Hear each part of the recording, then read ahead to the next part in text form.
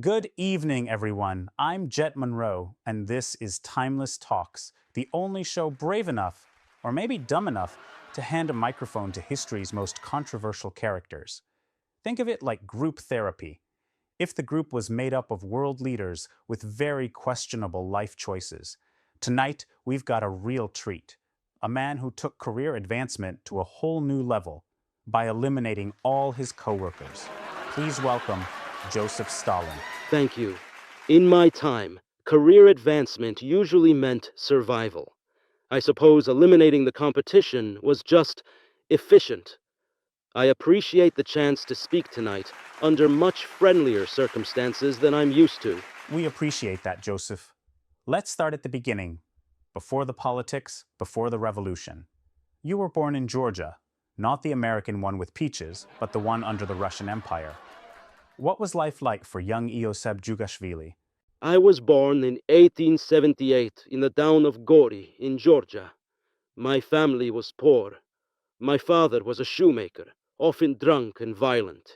My mother worked hard and dreamed I would become a priest. I spent much of my early life studying at a church school, preparing for the priesthood. But the poverty around me, the injustice I saw every day, planted different ideas in my mind. Ideas that would lead me far from the church. That's a big shift from studying to be a priest to becoming a revolutionary. What pushed you to leave the church behind and step into politics?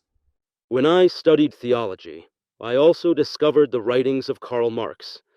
The more I learned, the more I saw the church as part of the system that kept people poor and powerless.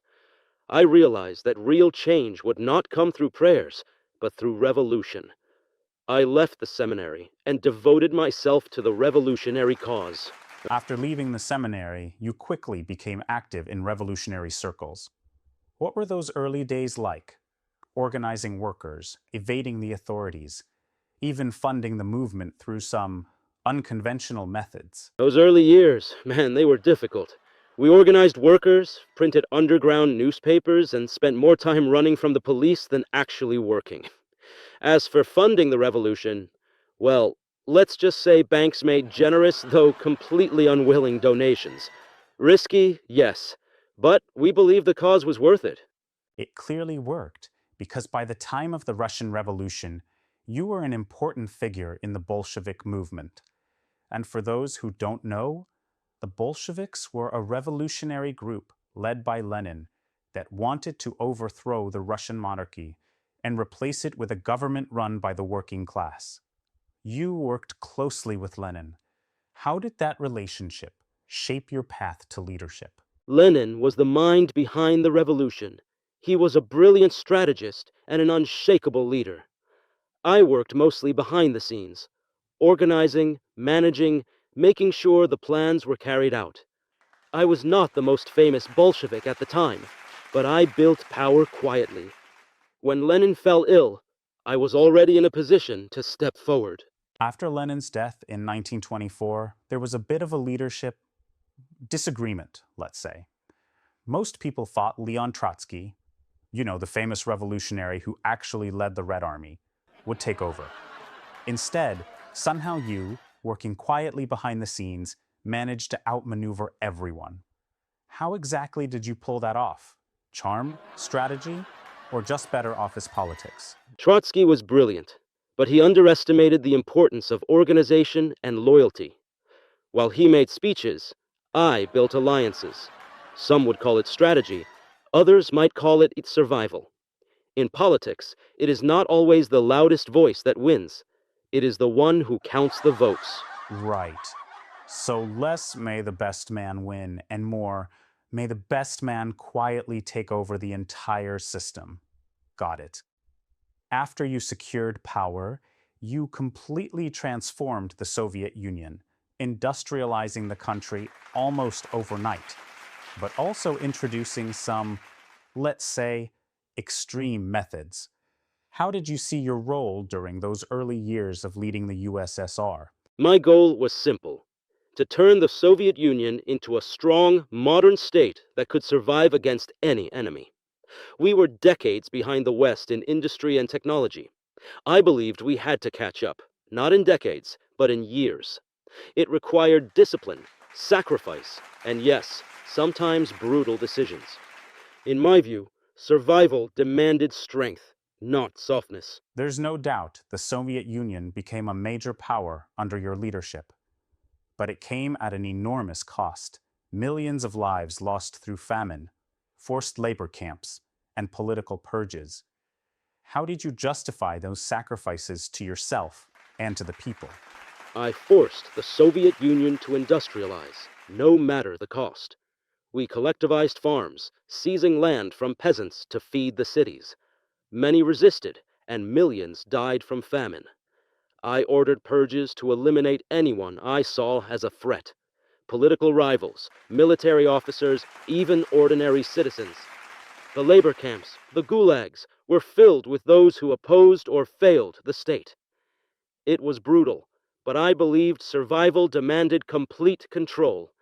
Without it, I feared the Soviet Union would be crushed by its enemies before it ever had a chance to stand. That's one way to run a country. Brutal, unforgiving, but in a strange way, it worked. And when World War II erupted, the strength you built was put to the ultimate test. The Soviet Union played a massive role in defeating Nazi Germany. How did you prepare the country to survive and eventually crush one of the greatest invasions in history? When Germany invaded in 1941, it caught us by surprise. Despite warnings, I did not believe Hitler would break our non-aggression pact so soon. The first months were disastrous. Entire armies were lost, cities fell, and millions of civilians were trapped behind enemy lines. But we adapted. I ordered a scorched earth policy. Nothing was to be left for the enemy. Factories were dismantled and moved thousands of miles east. Our people fought not just for survival, but for the future of the nation. At Stalingrad, we made our stand. The battle was brutal. House-to-house fighting, starvation, unimaginable losses. But we bled the German army dry. That victory turned the war. After Stalingrad, the Red Army pushed westward, all the way to Berlin. It cost us over 20 million lives, but in the end, we destroyed Hitler's forces and proved that the Soviet Union could not be broken. Wait, did you say 20 million? That's almost impossible to even imagine. The scale of the sacrifice the Soviet Union made in that war is something most people today can't even begin to understand. After a victory like that, you didn't just rebuild. You turned the Soviet Union into a superpower. How did you envision the world after the war? And what was your goal for the Soviet Union's place in it? After the war, it was clear the world would never return to the way it was. Europe was shattered, and the old empires were dying. I believed it was the Soviet Union's duty to protect itself by securing influence over Eastern Europe. We created a buffer zone, friendly governments loyal to Moscow, to ensure we would never again face an invasion from the West. I did not trust the Western powers. They spoke of democracy, but I saw their true aim was to weaken the Soviet Union. Our victory had proven our strength, and I intended to make sure that strength would never be threatened again. Right. Creating a friendly buffer zone, which in regular people terms means taking over half of Europe. Sounds cozy. It didn't take long for the Cold War to kick off after that. Was a showdown between East and West always part of the plan? Or did you actually think you could all just shake hands, split a pizza, and be friends?